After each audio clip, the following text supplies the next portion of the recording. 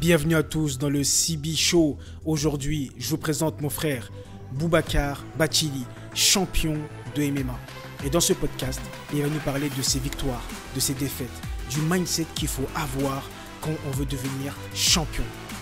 Il est avec nous dans le ring pour nous partager son expérience et toutes les clés qui lui ont permis de devenir champion. Il nous parle aussi de l'importance de se remettre en question après des difficultés, des échecs, pour pouvoir continuer à avancer dans la vie. Bienvenue dans le CB Show.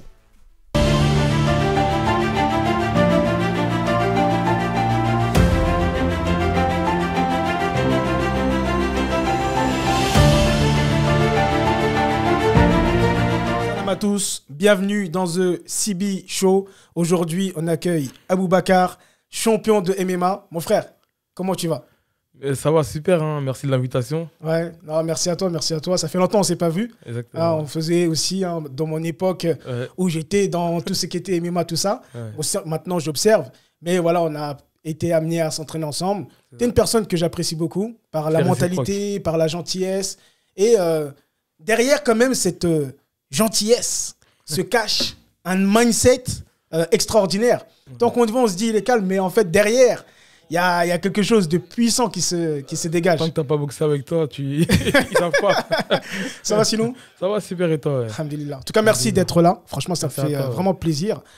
Est-ce que tu peux te présenter pour les gens qui ne te connaissent pas ? Moi, c'est Aboubacar Bathily. J'ai 25 ans et je suis combattant professionnel de MMA dans la catégorie reine, la catégorie des poids lourds. Et comme toi, j'ai mon podcast.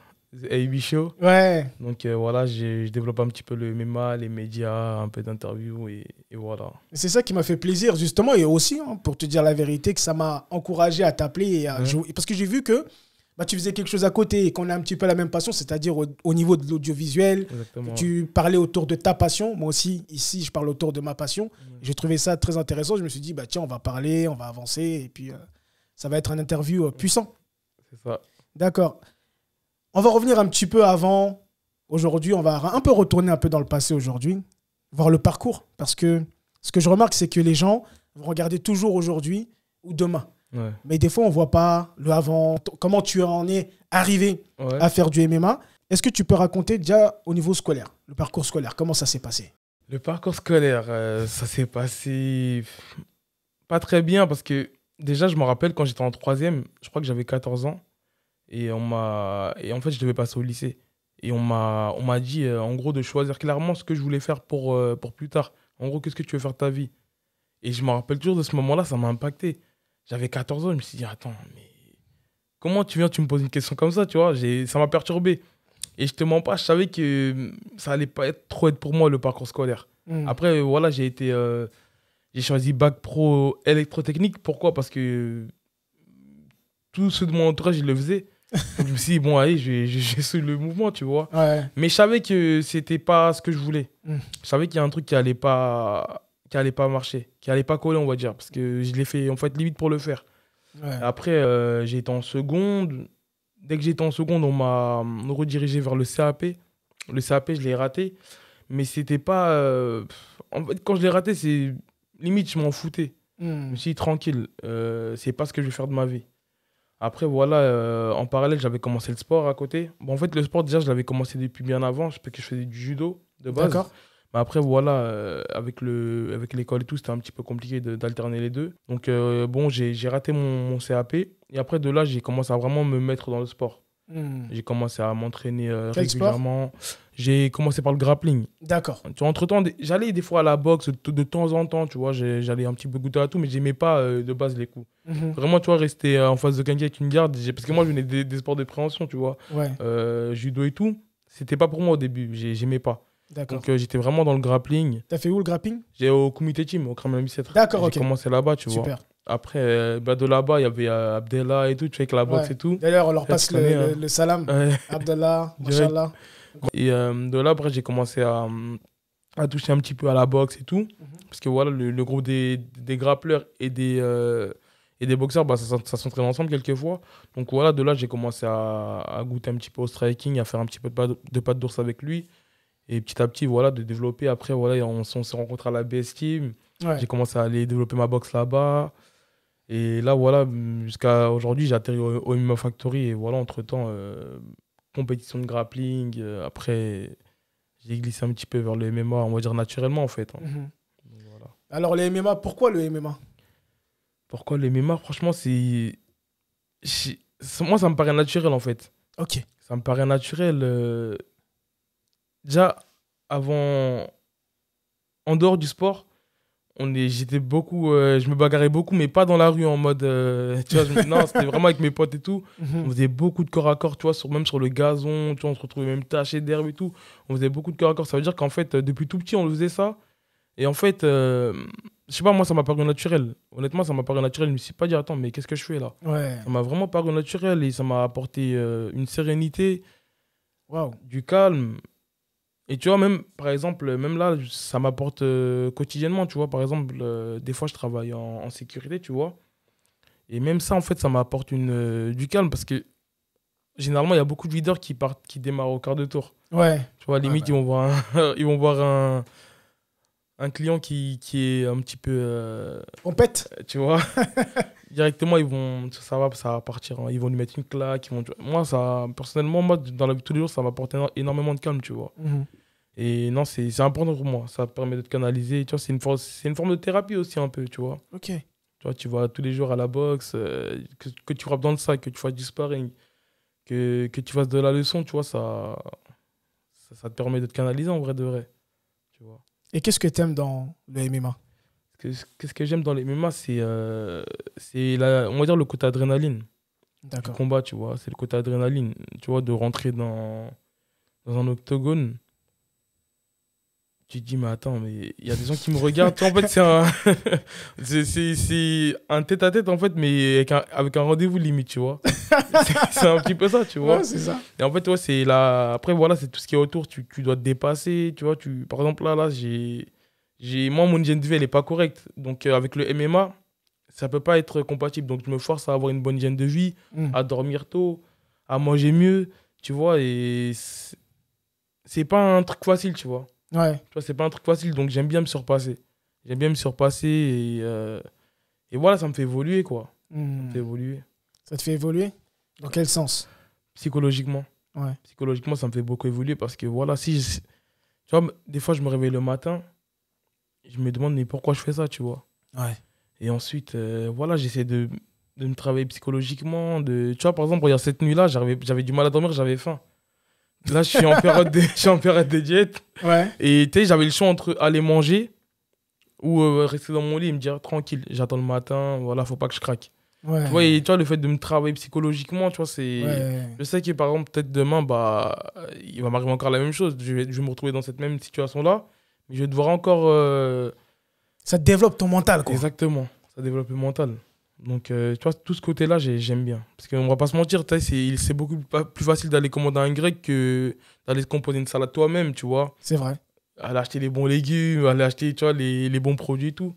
Et en fait, indirectement, ça t'apporte sur ta vie, ça t'apporte sur ton mental, ça t'apporte sur énormément de choses, tu vois. Et c'est ce côté-là que j'aime bien. Tu vois, c'est pas que la bagarre et après on rentre chez nous. Non, non, ça apporte Ouais, énormément de choses. je pense que c'est intéressant ce que tu viens d'apporter, dans le sens que souvent, peut-être, les gens regardent ça d'un regard, c'est juste du combat, du sang, et c'est tout, en fait. C'est des mecs qui aiment bien se bagarrer, et puis voilà, ils ont trouvé un moyen officiel de pouvoir se bagarrer, et pourquoi pas être rémunéré pour cela. Mais là, ce que tu es en train de nous raconter, et j'ai été aussi ancien boxeur professionnel, donc c'est vraiment que ça développe ta personne, ton mindset, tout en fait. C'est-à-dire que ça joue sur beaucoup d'aspects de la vie personnelle et interpersonnelle, même avec les gens, hein, quand tu parlais des gens, quand tu es videur, etc. Donc ça joue sur beaucoup d'aspects. Il ne s'agit pas que je mets des coups de poing ou je jette quelqu'un au sol. C'est un mode de vie. Est-ce qu'on peut dire ça? Exactement, ouais, c'est ça. C'est un mode de vie. Hein. Parce que tu es confronté tous les jours à des situations. Il suffit que tu es dans le bus, un exemple. Il y a quelqu'un d'un petit peu turbulent, tu vois, tu vas pas directement lui rentrer dedans, tu vois, tu vas essayer de calmer les choses. En tout cas, moi, c'est ma manière de voir les choses, tu vois. Peut-être qu'il y en a, ils vont s'en servir pour frapper les gens dans la rue, tu vois, pour être le plus fort. Moi, personnellement, c'est tout le contraire. Ça va me permettre de me canaliser, tu vois, de vraiment relativiser déjà aussi et de calmer les choses.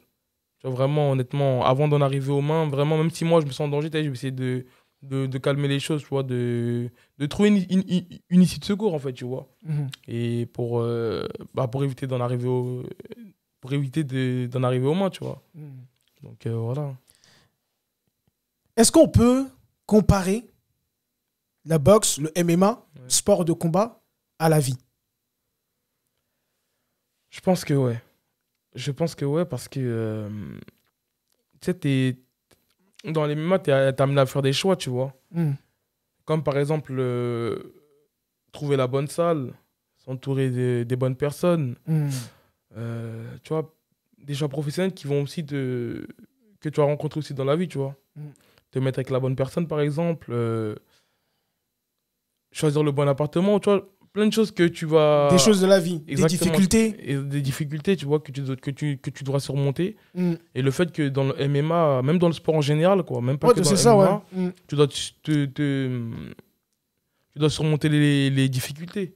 Soit à l'entraînement, que ce soit psychologique. T'as vu, genre, demain, t'es en combat, le mec, t'es pris dans une clé, tu vois. Tu dois trouver la solution pour sortir, tu vois. C'est un jeu d'échecs. Donc en fait, c'est des choses que tu rencontres dans la vie, tu vois. Ouais, clairement. Dans la vie, donc bien sûr, on peut comparer.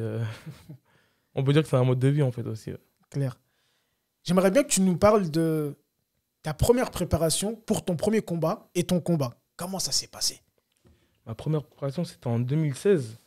En fait, j'avais fait une compétition amateur, tu vois, avec les casques et tout sur tatami.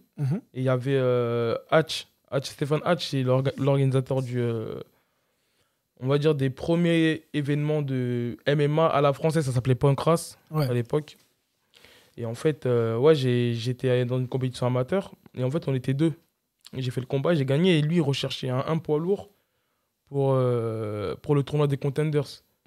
Et en fait, il y avait 3 poids lourds, il en manquait un. Donc, il a vu mon combat, il est venu nous voir à la fin et tout, avec les coachs. Il a dit, ouais, ce serait bien qu'il participe au tournoi. Et moi, j'avais déjà vu, tu vois, parce que moi, je regarde les MMA, tu vois, H24. Je savais qu'il manquait un poids lourd, mais il me dit, voilà, déjà, je gagne ça. Si je vois que je gagne ça, vas-y, et qu'il y a moyen de participer au tournoi, je le fais. Et je crois que c'était 2 semaines après, un truc comme ça, ou genre 20 jours après, ouais. Et en fait, il est venu, il a dit, ouais, ce serait bien qu'il fasse le tournoi et tout. Et moi, j'étais déjà partant, tu vois, en vrai de vrai. Les coachs aussi, c'était partant. Donc après, voilà, le lendemain, directement à la salle, on a commencé à faire les préparations. Mais c'était en 2016, donc c'était différent de maintenant. Tu vois, je vais revenir après par rapport aux préparations. Donc voilà, ça s'est préparé, c'était à la dure. Hein. Tu vois, c'était en gros mode gros sparring, préparation physique de ouf, tu vois, des circuits training. À la limite, j'allais à la salle avec la boule au ventre. Tu vois, vraiment, j'allais à la salle avec la boule au ventre. Je me disais, ah ouais, aujourd'hui, je vais en baver, tu vois. Et après, le combat, il s'est passé... c'était une adrénaline de ouf. Tu vois, limite... c'était la première fois que tu rentrais dans un vrai ring. Ouais, exactement. Puis il y avait mes amis qui étaient venus me supporter et tout. Et en fait, cette sensation-là, on en parlait en off tout à l'heure, je ne l'ai pas ressentie là, tous mes combats suivants. C'est vraiment c'était indescriptible. Tu vois, André, j'étais transporté par une... Je sais pas, c'était... Faut le vivre en fait pour le comprendre, tu vois. Exactement. Et après, voilà, en fait, j'ai tout donné. Malheureusement, j'ai perdu. Ça veut dire, en fait, de là, mon premier combat professionnel, je me suis dit, attends, t'as vu, tout le monde rêve d'être invaincu au début. Tu te dis, attends, j'aimerais bien avoir la carrière parfaite et tout. Et dès que j'ai perdu ce combat-là, j'ai dit, bon, là, il y a un truc qu'il va falloir cocher. C'est la défaite. J'ai perdu, alhamdoulilah. Au moins, maintenant, je sais c'est quoi. Je sais c'est quoi, je vais pouvoir travailler pourquoi j'ai perdu. Tu vois, ça m'a ouvert plein de choses. Ok, donc là, ce qui est intéressant, tu es en train de dire que le fait d'avoir perdu, le fait d'avoir, on peut appeler ça un échec, même si moi je crois pas en l'échec, tant que tu continues, il n'y a pas vraiment d'échec en fait. Tu dis que ça a été une force pour toi. Bien sûr, parce qu'en vrai de vrai, tu sais, demain un mec il arrive, il gagne en 5 secondes KO, c'est bien pour lui. C'est bien pour le show, c'est bien pour... mais est-ce que réellement tu as appris quelque chose dans le combat? Que la défaite, en fait, ça te permet de... Tu te remets en question, en fait. Tu te dis pourquoi... C'est dur à vivre, la défaite. Hein. C'est dur à vivre, c'est très, très dur. Mais tu te dis pourquoi tu as perdu. Tu vois, tu refais le combat, tu regardes le combat, tu te poses des questions et tu te dis, attends, voilà, si j'ai fait cette erreur-là, faut pas que la prochaine fois que je la fasse, tu vois, que je répète la même erreur. Magnifique. Alors que, tu vois, que dans une victoire, t'es heureux, t'as tout le monde qui te félicite.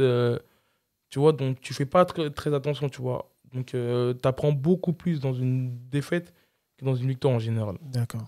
Et voilà. Donc, le fait d'avoir perdu, en fait, alors, tu vois, j'ai accepté, en fait. J'ai dit, bah, écoute, c'est comme ça. Hein. Je vais pas, tu vois, c'est pas tout le monde qui peut être Khabib 29-0 vaincu, tu vois. Ouais. Donc, voilà, le fait que j'ai commencé par une défaite, ça m'a beaucoup apporté sur le long terme aussi, surtout, quoi. Parce que voilà, j'ai 10 combats à mon actif, j'ai 7 victoires, 3 défaites. Et honnêtement, ça m'a beaucoup appris. D'accord. Tu vois, limite, demain, si je perds, c'est que la personne a été plus forte que moi, vraiment, que voilà. Mais des détails, genre de mal se préparer, négliger, par exemple, l'alimentation, négliger un entraînement, se dire, oh, tranquille, je vais pas aller à l'entraînement du matin, je vais aller à celui de l'après-midi, tu vois, bah, ces choses-là, j'évite de les faire maintenant, tu vois. Discipline. Exactement, la discipline, tu vois, parce que t'es à l'approche du combat, tu te remets en question, tu vois, genre, même un retard de 5 minutes à l'entraînement, tu vas dire, ah, mais peut-être que si j'avais été à l'heure, bah, ça serait passé différemment. Donc, ça joue dans les détails, carrément. Exactement, tu vois, donc il y a beaucoup de choses, je pense, que tu apprends sur le tas, tu vois. Waouh. Et que tu veux pas répéter, quoi. Répéter. Alors, si je me trompe pas, si ma mémoire est bonne, t'es retourné au Contender. Je suis retourné au Contender, ouais. Ok. Je suis retourné au Contender, c'est ça. Ouais, en fait, ouais, c'est que ce que j'ai pas détaillé, c'est que ouais, c'était un tournoi, en fait, pour ceux qui connaissent pas. Et en fait, t'avais 2 combats dans la soirée et tu remportais le titre. Donc moi, je perds au premier tour. Donc pas de suite pour moi. Après, entre-temps, je refais le combat contre la même personne. Ok. C'était... c'est intéressant, ça. C'était en fait, le coach, directement, il vient, il dit à mes coachs, ouais, attends, on était au mois de février. Et au mois d'avril, il voulait faire la revanche chez lui parce que, soi-disant, après, voilà, moi, j'ai perdu, je l'accepte, hein, mais c'était un peu mitigé. Mais il a gagné. Hein. Je dis pas que... Non, il a gagné. Ok. Il a gagné. Donc après, ouais, on fait la revanche chez lui, à Persan. Ça se finit par match nul. Après, je dois recombattre au mois de mai. Mais en fait, ce combat, il n'a pas été comptabilisé dans le... comment ça s'appelle ? Dans mon palmarès, tu vois. C'était pas vraiment officiel, hein, un combat officiel comme les Contenders. Après, on fait la revanche, enfin, la belle, on va dire. La belle, encore au 100% fight. Ça, c'était, on va dire, au-dessus des Contenders. Ouais. En fait, de base, je devais affronter un sudiste. Quelques jours avant le combat, je sais pas, il a un problème avec la licence et tout. Donc le même, c'était Karara Modi. Donc je le raffronte une 3e fois. Là, laisse tomber, je suis pas dedans. Donc je goûte ma 2e défaite. Donc à ce moment-là, je suis à 0-2. Okay. Je goûte ma 2e défaite. Et là, il y a là, on est au mois de mai à ce moment-là. Et il y a les Contenders en novembre. Au mois de novembre, tu vois. Donc j'ai dit, écoute, là, vas-y. Là, je vais faire une vraie préparation. J'avais perdu 10 kilos. Tu vois, vraiment, ouais, là, t'es mis à fond. Ouais, j'avais fait un camp d'entraînement et c'est là, après, justement, que j'ai commencé à aller à la BS, tu vois, pour développer ma boxe et tout. Et ça m'avait beaucoup apporté. D'ailleurs, on fasse un salam à Achille, ce grand coach. Merci, qui nous a beaucoup aidé. Exactement, tu vois. Et en fait, voilà, après, je me suis entraîné tout l'été et tout. Et tu vois, j'allais à gauche, à droite, tu vois, parce que tu vois, on était. Les salles municipales, elles sont fermées. Donc voilà, j'allais au Stade, voilà, j'ai essayé un petit peu de me débrouiller. Donc après, voilà, j'ai fait une préparation de WAD d'à peu près 2 mois et tout. Alhamdoulilah, voilà, j'ai fini par les gagner, c'est les Contenders. Alors raconte un peu quand même, là tu vas vite là. Donc les Contenders, donc ça se passe, il y a plusieurs combats. Ouais, il y a plusieurs combats. Après, je suis tombé sur un mec, il s'appelait Rachid Metlouchi, avec qui j'avais déjà tourné en fait, justement l'été qui était passé, tu vois. Donc, tu vois, en fait, c'était nouveau pour moi à ce moment-là. Pour moi, tu t'affrontais pas, entre guillemets, même si c'était pas vraiment mon partenaire d'entraînement. C'était un mec avec qui, tu vois, on échangeait par message. Je l'avais aidé pour son combat. Il devait combattre en Allemagne. Je l'avais aidé, tu vois, quelques mois auparavant. Donc, pour moi, à ce moment-là, je me dis que non, tu peux pas affronter un mec que tu connais, tu vois. Donc, moi, ça m'avait un petit peu déçu de sa part parce que surtout que lui, il était au courant qu'on allait s'affronter. Il me semble parce qu'il avait déjà eu la liste des participants et moi, il m'avait rien dit. Donc, j'ai un petit peu eu la surprise, tu vois. Donc, ça m'avait un petit peu offensé, tu vois. Je l'avais pris limite... c'était devenu personnel, limite, tu vois. Ok. Donc, après, voilà, le combat, il s'est bien passé. J'ai gagné le premier tour. Après, j'ai fait la finale contre un gars avec qui je m'entraîne d'ailleurs actuellement, maintenant, là, au MMA Factory, Grégory Robinet. C'était la guerre. En plus, moi, j'avais fait le combat juste avant.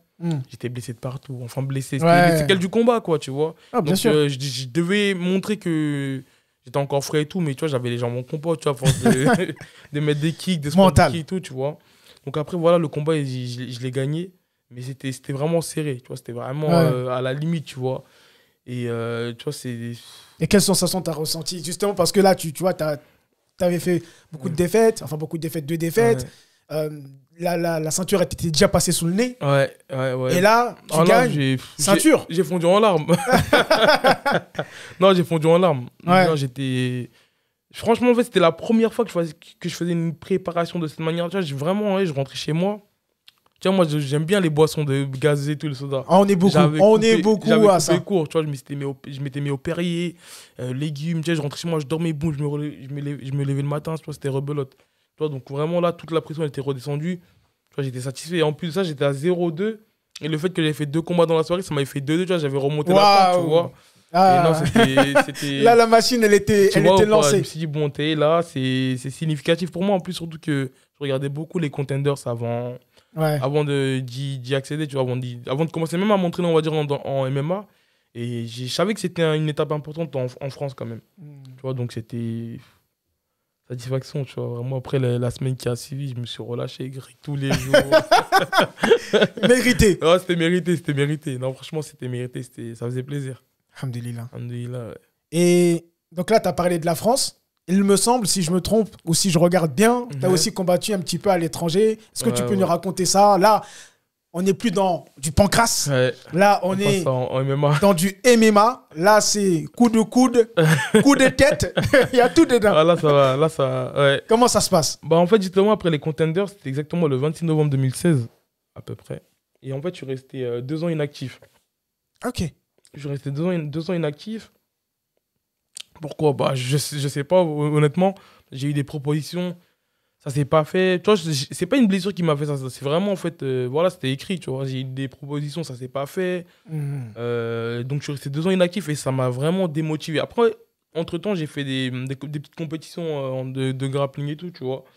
Mais vraiment, dans le pancrace et le MMA, je suis resté inactif pendant 2 ans. Et entre-temps, voilà, les premiers mois, la première année, c'est tranquille. Mais franchement, après, à un moment donné, tu sais, moi, j'ai du mal à m'entraîner quand il n'y a rien.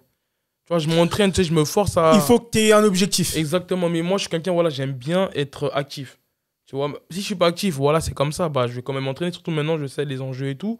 Donc, je vais essayer d'être d'avoir le plus de discipline possible, tu vois. Mais ouais, je suis resté 2 ans inactif. Et après, à un moment donné, en fait, il y avait un ami à moi avec qui aussi je m'entraînais, qui a été en Angleterre. Il a été en Angleterre et en fait, le gars avec qui il s'entraînait, il organisait un événement, tu vois, c'était en Angleterre, à Eastbourne.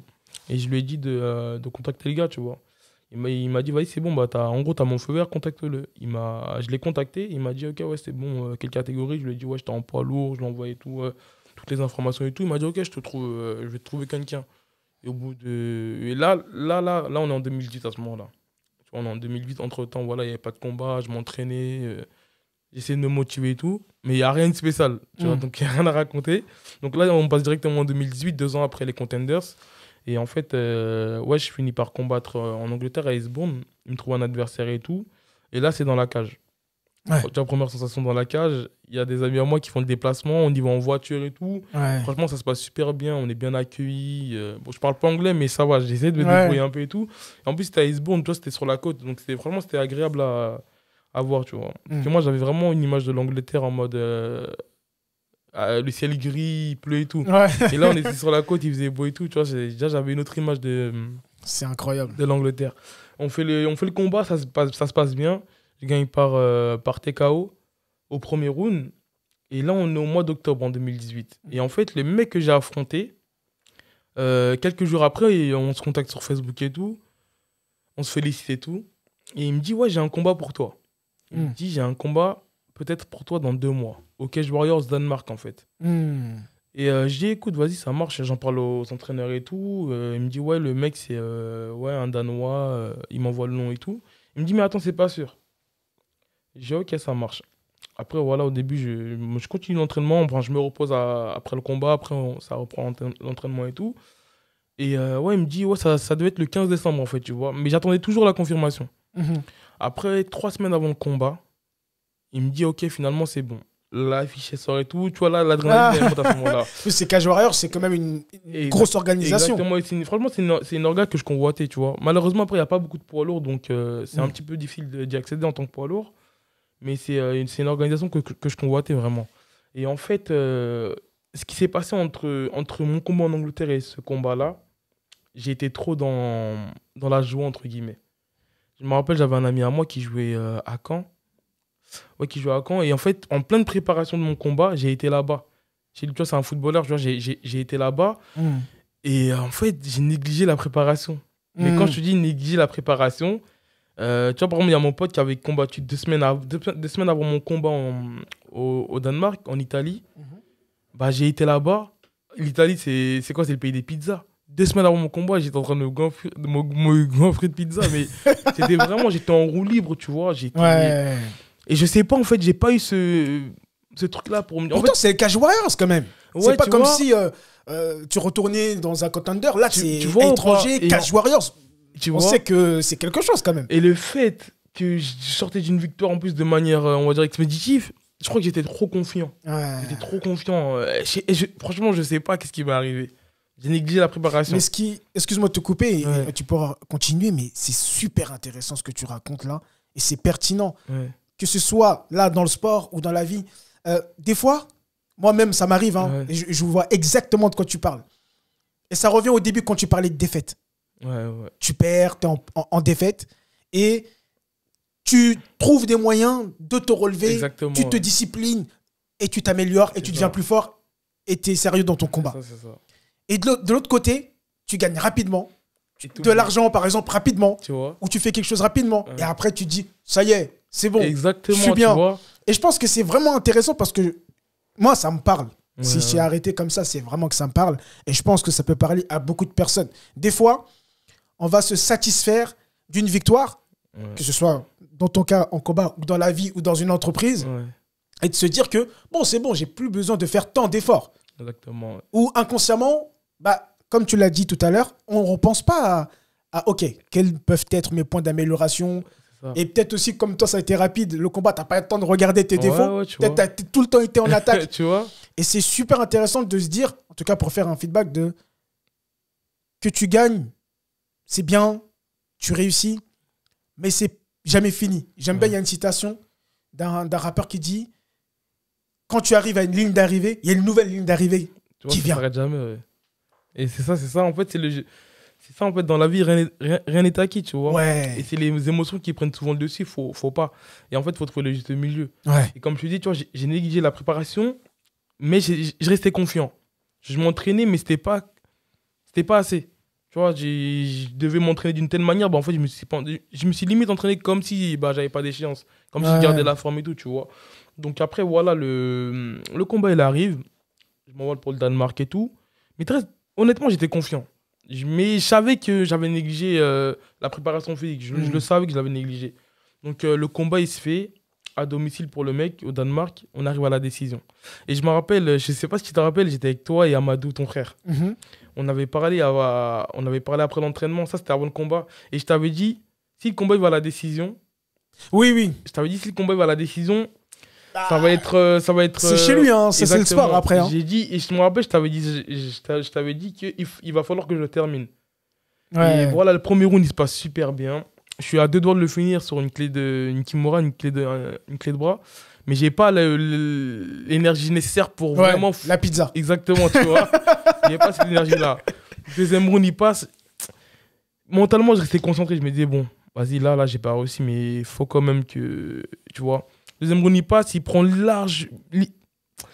légèrement l'ascendant. Mais on va dire, ça reste c'est pas genre un 70-30, il m'a dominé et tout.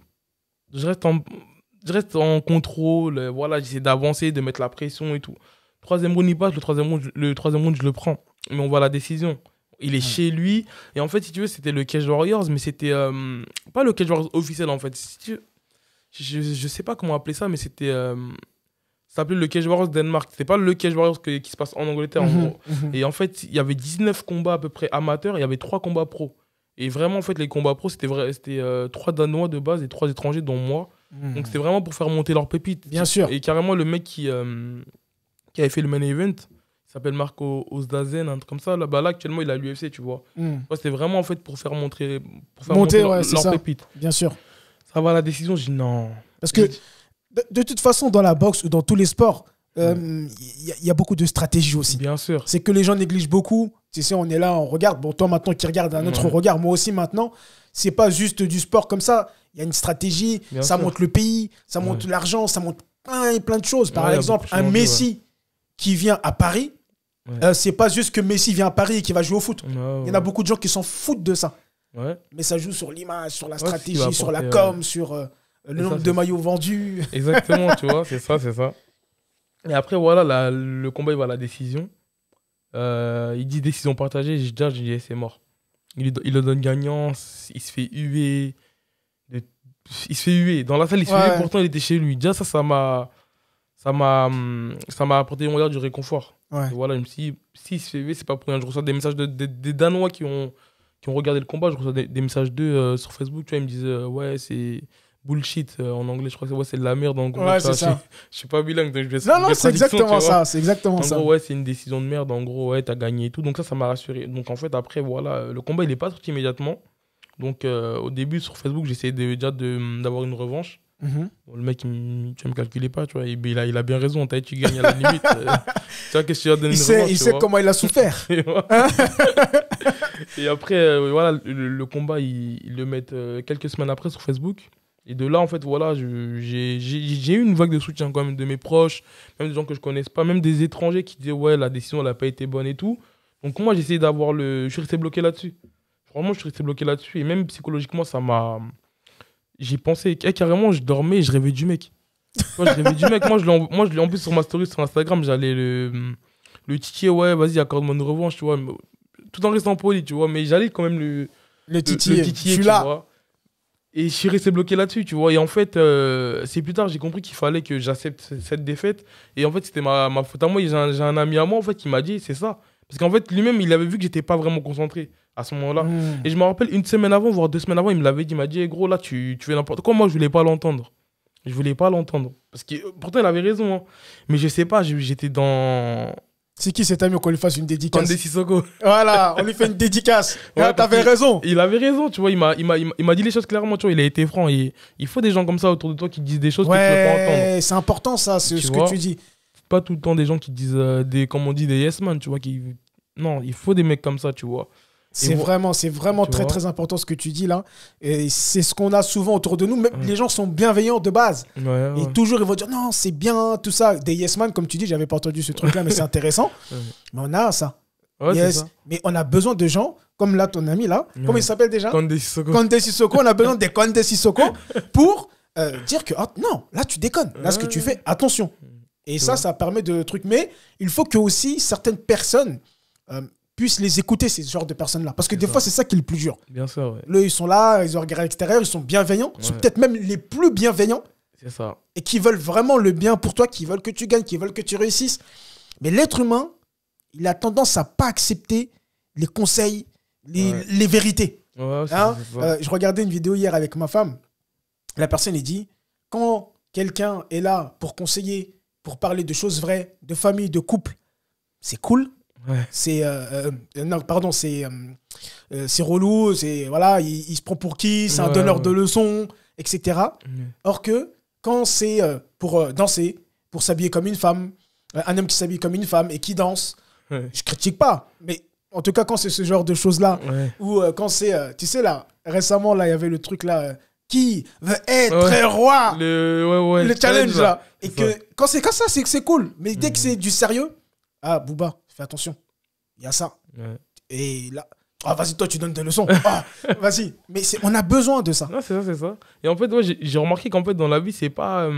tu peux pas être parfait. Et tu peux pas être parfait, tu te développes tous les jours. Et en fait, le meilleur des hommes, c'est celui qui va se remettre en question. Qui va dire, en fait, même quand tu prends une décision, faut pas se dire, non, j'ai pris une décision. Si je reviens sur ma décision, les gens vont dire, ouais, je suis bizarre. Non, c'est comme ça. Tu peux te tromper. On fait demi-tour. Reviens sur ta décision, on voit c'est quoi le meilleur choix en fait pour toi, tu vois. C'est ce que ça m'a appris, tu vois. Faut pas être orgueilleux, faut mettre son ego de côté, faut savoir écouter. Si la personne a dit ça, c'est pas pour rien, c'est qu'elle a un regard extérieur. Tu vois, sinon, on n'aurait pas besoin de coach. Mm. On serait parti tout seul dans la cage. Mais sauf qu'eux, ils sont à l'extérieur de la cage. Ils ont un regard que toi, tu n'as pas. C'est vrai. Donc, tu vois, c'est vraiment important ce genre de vision. Donc, il faut savoir écouter, il faut savoir bien s'entourer. Et en fait, voilà, je perds le combat et pendant des mois, et je reste bloqué là-dessus, tu vois. Carrément, j'avais programmé un camp d'entraînement en Suède, à la All-Star, tu vois. C'était une grosse équipe, on va dire, un gros club de MMA. Et en fait, comme j'ai perdu, je suis pas allé. J'ai pas été, je suis resté chez moi et tout. Et je suis resté bloqué là-dessus. Vraiment, je suis resté bloqué là-dessus. J'arrivais même pas à reprendre l'entraînement, limite, tu vois. Ah ouais. Ouais, j'arrivais pas à reprendre l'entraînement. J'allais de temps en temps et tout, tu vois. J'allais vraiment de temps en temps. Et voilà, après, voilà, le temps, il est passé. Voilà, j'ai appris à passer dessus. À un moment donné, je suis retourné à l'entraînement. Après, entre-temps, je suis parti en Thaïlande. Je suis parti m'entraîner un petit peu là-bas, un petit peu de vacances aussi, tu vois. Et voilà, j'ai appris à passer dessus. J'ai dit, écoute, je me suis remis en question et j'ai vu pourquoi j'avais perdu, surtout que le combat était vraiment à ma portée. J'ai vu que c'est moi qui n'avais pas été sérieux. Je suis arrivé avec. Ouais, là, en fait, là, t'as regardé ta part de responsabilité. Exactement. Au lieu de dire c'est l'autre, ce que beaucoup de gens font. Hein. Mais des fois, se regarder soi-même et dire que l'erreur vient de moi, c'est pas quelque chose de facile. Hein. Tu vois, et en plus, surtout qu'on avait parlé, toi et moi, et je me rappelle, je t'avais bien dit, si je vais à la décision, ça va être donc tu savais qu'en fait, il fallait que tu sois vraiment au top du top. Exactement. Du top. Et c'est moi, en fait, j'ai été à la décision. Tu sais, tu parles à la décision, mais il faut vraiment marteler le mec, mais qui est pas photo. Ouais, vraiment, il faut vraiment. Tu vois. Et comme tu as dit, il était dans son pays, c'est très compliqué. Tu vois, donc c'est très fallait très, vraiment très en fait lui faire du sale de la première minute à la dernière minute, tu vois. Sauf que moi, j'ai laissé la décision au juge et j'ai laissé ce doute-là. Donc même au final, voilà, je peux même pas leur en vouloir à eux, les traiter de voleurs. C'est moi, j'ai fait le con. C'est moi, j'ai pas fait les détails, j'ai négligé. Donc voilà, après, j'ai eu du mal à passer là-dessus. Hein. Franchement, j'ai eu du mal, j'y pensais et tout. Je me dis non. Et je revisionnais le combat. Tu vois, à un moment donné, j'étais à ça de le finir sur la clé de bras. Mais pourquoi, tu vois, je regrettais.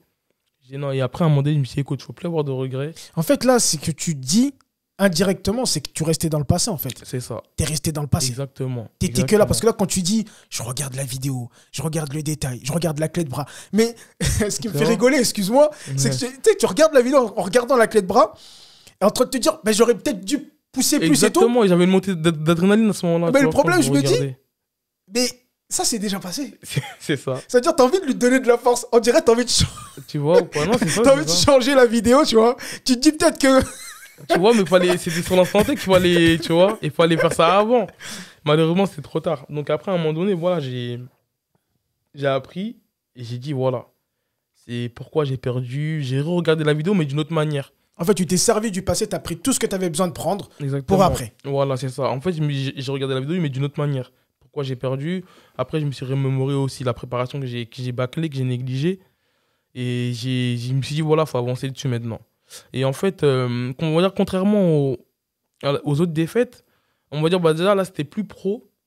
Voilà, on va dire, le temps, il avait avancé. Donc, voilà, les connaissances, j'avais un petit peu plus de connaissances que dans le passé. Donc, les préparations, c'était différemment, même que ce soit pour les coachs et tout aussi. Donc, là, c'était différent. C'était vraiment, on va dire... tu vois, par exemple, mon premier combat, c'est que j'avais tout donné. J'avais tout donné, voilà, c'était pas passé. Donc, j'avais pas de regret à me dire, ah, j'aurais dû faire ça. Mais là, c'était vraiment, on va dire, des erreurs... de discipline. C'est ça, exactement. Tu vois, des erreurs de discipline, tu vois. Donc, je pouvais que m'en vouloir à moi-même. Et en fait, la seule manière de passer au-dessus et d'avancer, c'était d'accepter la chose et de passer à autre chose. Et de reconnaître ses torts.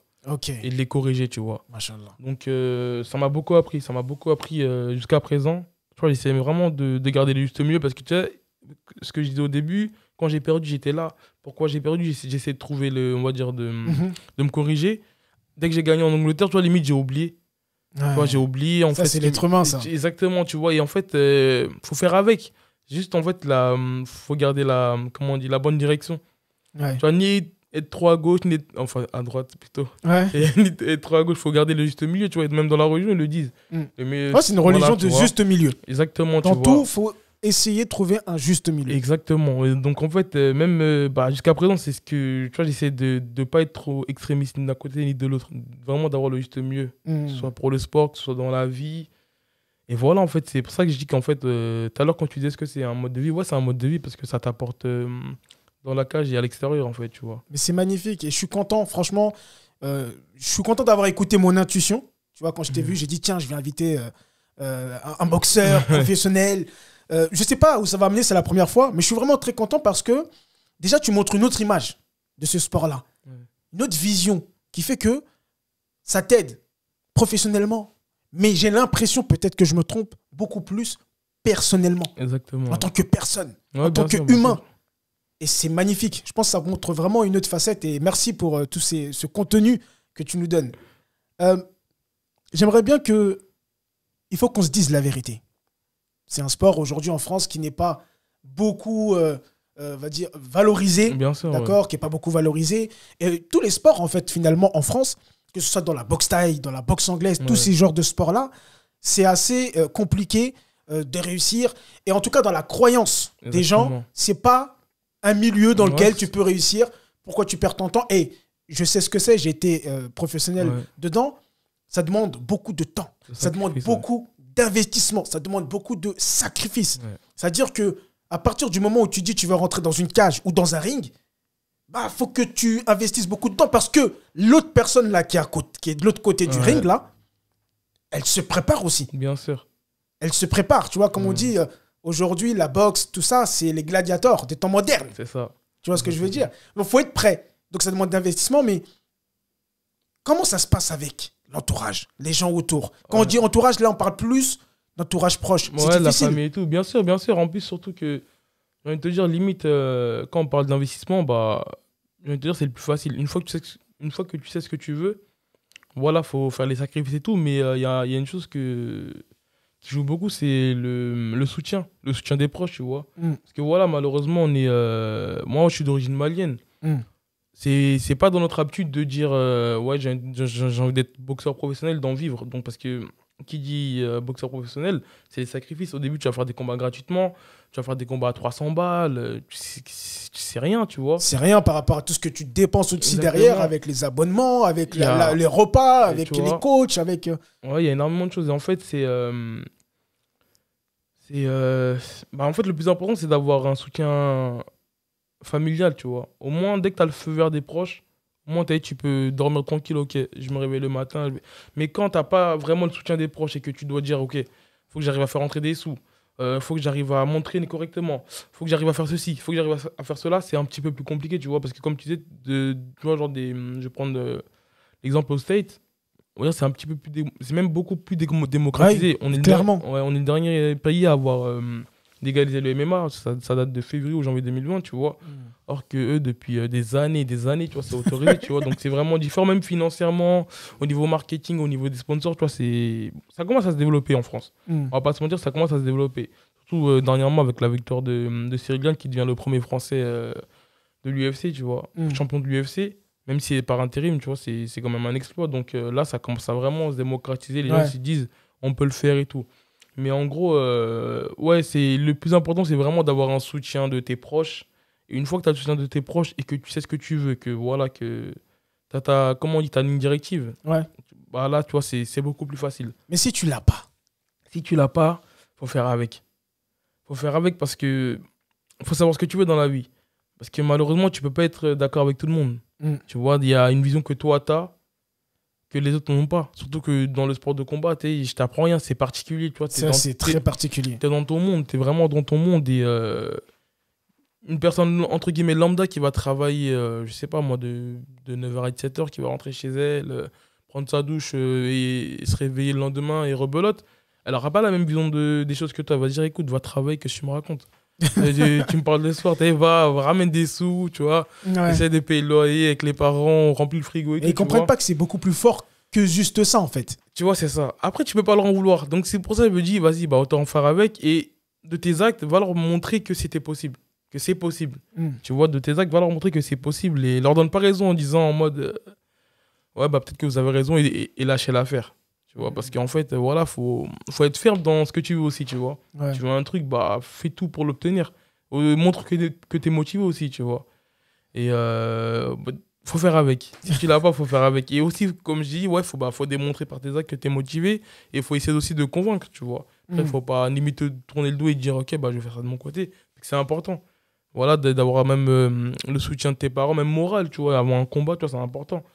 Ta mère, elle prie pour toi, vas-y, mon fils, ou ton père et tout. Ça donne Ça donne de la force. Exactement. Donc, non, c'est important. Important. Est-ce que tu peux nous donner un combattant de MMA, en tout cas la personne que tu préfères, et nous dire pourquoi? C'est-à-dire, quel est ton combattant préféré? Pourquoi? C'est quoi ses qualités? Sa mentalité? Qu'est-ce que tu aimes chez lui? J'ai pas vraiment de combattant préféré, mais si je devrais parler on va dire, de comportement et tout, là, c'est le dernier combattant qui m'a vraiment, on va dire, marqué, c'est Khabib. Ok. Tu vois, Khabib Nurmagomedov qui a récemment pris sa retraite, tu vois, qui était proche de son père qui est décédé. Et en fait, pourquoi lui? tu vois, pour ce qu'il dégage déjà, et pour, tu vois, quand tu le vois hors UFC, en dehors de la cage, c'est quelqu'un qui est religieux déjà. Et en fait, je me ressens dans le sens où je vois que le sport, ça lui a apporté énormément dans sa vie. Que ce soit dans le comportement, dans sa manière de voir les choses. Ça lui a vraiment... La manière dont il s'exprime, tu vois, il s'exprime avec sagesse. Il essaie de... Comment dire? Et même quand je voyais des vidéos de lui et qu'il était à l'entraînement et qu'il parlait avec les plus jeunes, tu vois, il leur disait que vraiment, il faut en baver, tu vois. Tu vois, par exemple, il y avait une vidéo, un jour, il disait à un jeune, pourquoi tu n'étais pas là à l'entraînement? Moi, à ton âge, j'avais déjà fait ça. Tu vois, vraiment, en fait, il montre que c'est pas facile. Tu veux être un combattant, tu vas devoir en baver, tu vois. Et en fait, voilà, c'est pas le mec qui dit, ouais, tout le monde peut le faire, c'est facile. Non, c'est pas facile. Tu vois, il dit l'envers du décor. C'est une réalité, en fait. Aujourd'hui, je pense que beaucoup sur Internet, ce qui est proposé, toute cette nouvelle ère, ce qu'on nous fait croire, c'est que tout est possible, tu peux y arriver, etc.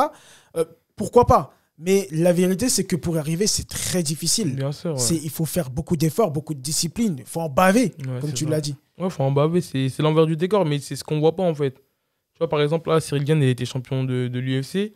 Les gens, ils disent, ouais, en 3 ans, il a fait ça en 3 ans. C'est ouf, mais il faut voir que c'est 3 ans d'entraînement. Et même avant ça. Et avant ça. Tu vois, même si la personne, elle n'était pas forcément dans le sport, il en a bavé peut-être je sais pas, en allant travailler, en faisant d'autres trucs, tu vois. C'est pas que le sport, en fait, la finalité. Tu vois, il y a tout ce qui est autour. Il y a tout ce qui est autour. Il y en a qui vont y arriver en 10 ans.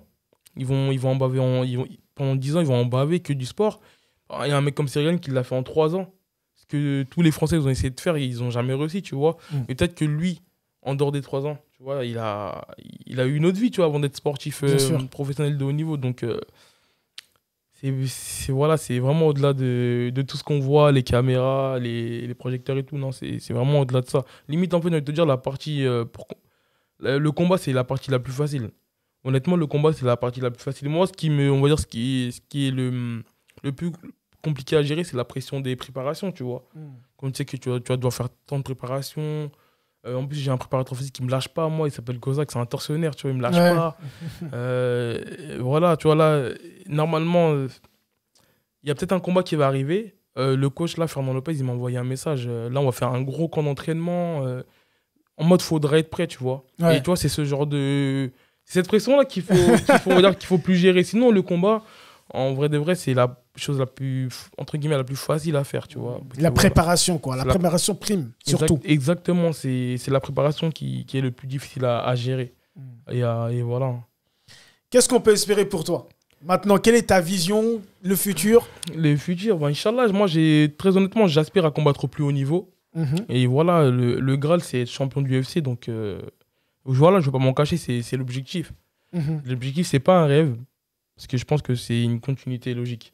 Demain, tu passes le brevet des collèges. Si tu excelles, tu passes le bac. Tu excelles au bac, tu passes le BTS. Tu excelles au BTS, tu peux faire un doctorat et ainsi de suite. Donc en fait, voilà, moi je vois le MMA comme ça. Voilà, demain je passe... c'est ton école. C'est exactement, c'est mon école. C'est exactement ça, tu vois. T'as pas réussi à l'école, t'as trouvé une autre école. Exactement, tu vois. Et en fait, c'est comme ça que je vois le MMA. Je vois comme ça, comme une continuité logique. Tu fais bien tes devoirs en faisant les bonnes préparations, en t'entraînant bien, en ayant une bonne hygiène de vie. Si tu fais les bons choix, tu t'entoures bien. Surtout aussi, il faut bien s'entourer. Voilà quoi. Et voilà, en fait, je trouve que c'est une continuité logique. Okay. Tu travailles bien, tu fais bien tes devoirs, tu auras tes diplômes. Inch'Allah. En tout cas, c'est vraiment tout ce qu'on espère pour toi. Voir un frère malien Hein, au sommet avec la ceinture. On va aller au Mali, Inch'Allah, avec la ceinture. Comme ils font, tu sais, c'est Montac, après ils vont au pays. Ouais, c'est important. En tout cas, vraiment, moi j'y crois. Inch'Allah, qu'Allah subhanahu wa ta'ala te facilite dans cet objectif. On dit bien, hein, ce n'est pas un rêve, c'est un objectif. Et pour finir, si tu devais donner 3 conseils aux personnes qui nous écoutent par rapport à justement toute cette école de vie, tout ce que tu as partagé, il y a plein de choses, je pense, que tu as déjà dit dans le podcast, mais vraiment, si tu devais, c'est-à-dire, voilà, ça y est, toi, c'est la fin et tu dois donner des conseils que tu vas laisser dans l'humanité. Tu dis quoi? Des conseils 3 conseils. Vu que je ne suis pas encore arrivé au bout des choses, ouais. Je pourrais pas, en tout cas, la discipline. Et vraiment, 2 choses, c'est de se remettre en question et de bien s'entourer. Ok, donc discipline. Discipline, bien s'entourer et se remettre en question. Parce qu'en vrai de vrai, quand toi, tu es motivé, quand toi, tu as ta ligne directrice, que tu sais ce que tu veux, voilà, il manque plus qu'on va dire être bien entouré pour être dans les meilleures conditions. Se remettre en question pour pouvoir avancer sur ce qui ne va pas, sur les erreurs du passé. Et la discipline, la constance, parce que tu ne te réveilles pas tous les jours motivé. Hein.